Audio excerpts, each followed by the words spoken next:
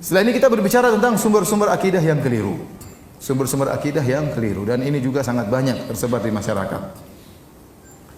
Di antara sumber-sumber akidah yang keliru, contohnya ini sering saya ulang-ulang, menjadikan tradisi sebagai sumber akidah. Menjadikan tradisi sebagai sumber akidah. Saya ingatkan tradisi, ya, ada yang baik dan ada yang buruk. Kalau tradisi itu baik, maka hendaknya dipertahankan. Seperti Rasulullah SAW tatkala diutus ke kaum musyrikin Arab, mereka memiliki tradisi yang baik dan mereka memiliki tradisi yang buruk. Di antara tradisi mereka yang baik, meskipun mereka dalam kondisi jahiliyah, contohnya mereka jujur. Contohnya mereka suka memuliakan tamu. Contohnya mereka setia, ya. Contohnya mereka dermawan.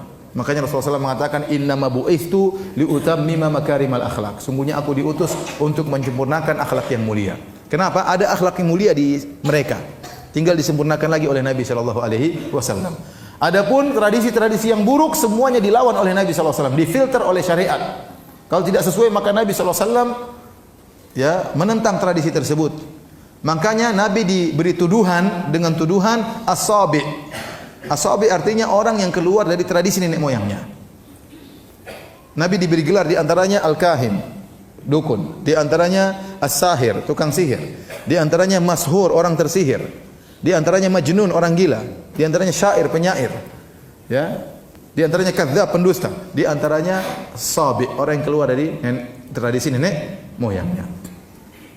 Dan ini gelar yang sering mereka ulang-ulangi. Dan mereka sering berikan kepada Nabi gelar ini. Kenapa?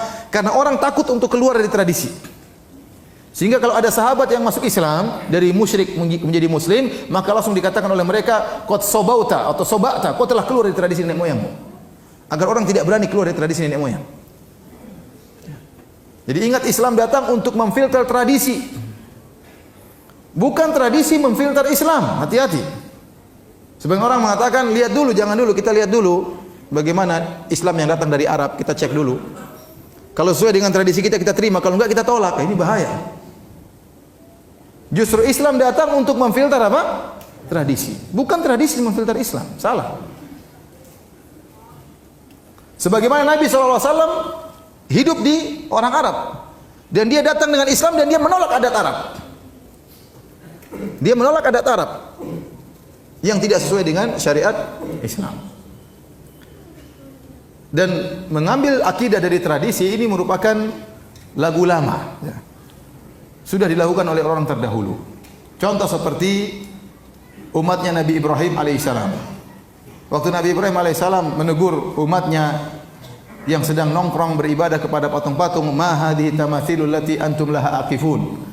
Patung-patung apakah ini yang kalian sedang nongkrong di sini kemudian beribadah kepada patung-patung tersebut? Apa dalil mereka? Wajadna aba'ana laha abidin. Kami mendapati nenek moyang kami menyembah berhala-berhala ini. Ya sudah, kami tinggal ikut.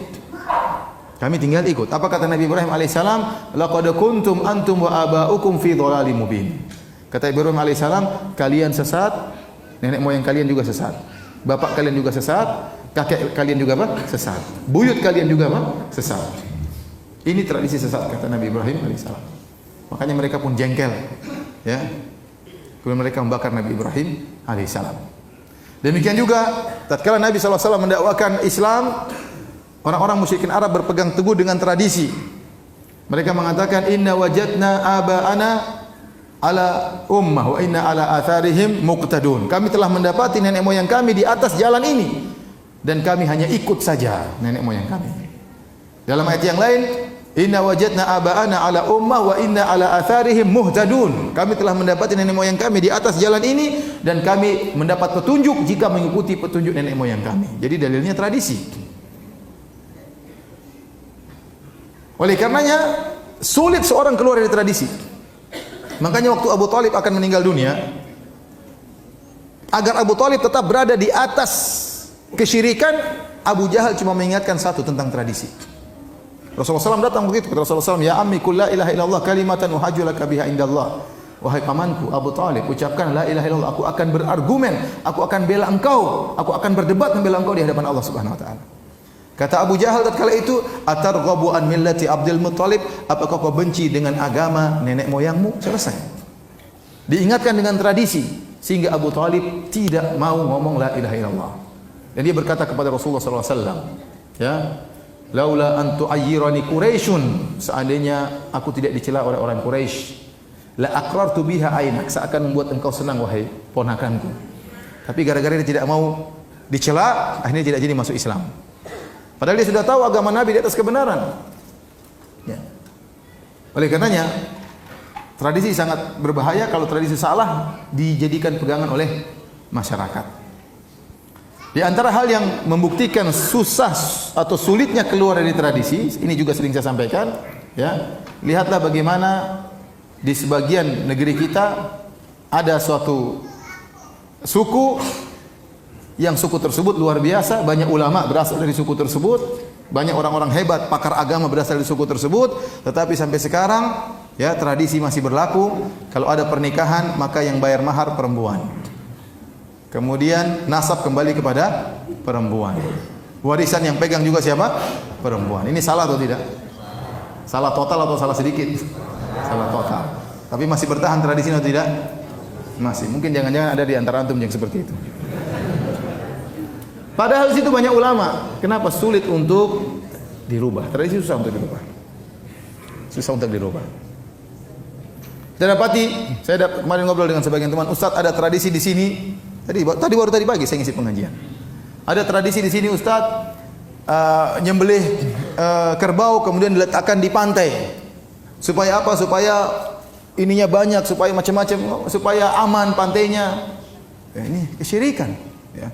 Menyembelih hewan untuk jin. Ada juga yang meletakkan kepala kerbau diletakkan di tengah-tengah sawah. Buat apa? Untuk bersyukur. Tradisi apa seperti ini? Kalau bersyukur kepalanya jangan dibuang, dimakan dong, jangan dibuang. Itu namanya mubadzir, buang-buang. Banyak orang suka kepala sapi, ya atau tidak? Oleh karenanya, ya tradisi. Dan ini salah dalam mengambil akidah dengan tradisi. Ya. Sekarang kalau kita terima tradisi adalah sumber akidah, pertanyaan berikutnya, taruhlah saya sepakat sama Anda bahwasanya tradisi sumber akidah. Nah, kalau tradisi menjadi sumber akidah, tradisi siapa yang jadikan sumber akidah? Tradisi orang Jawa kah? Tradisi orang Bugis kah? Tradisi orang Batak kah? Tradisi orang Sumatera kah? Tradisi siapa? Dan emosi siapa yang menjadikan sumber hukum? Atau tradisi orang Arab? Siapa yang menjadi sumber hukum? Karena berbeda-beda tradisinya. Kemudian antum-antum juga sekalian suatu saat akan jadi nenek moyang, gitu tidak?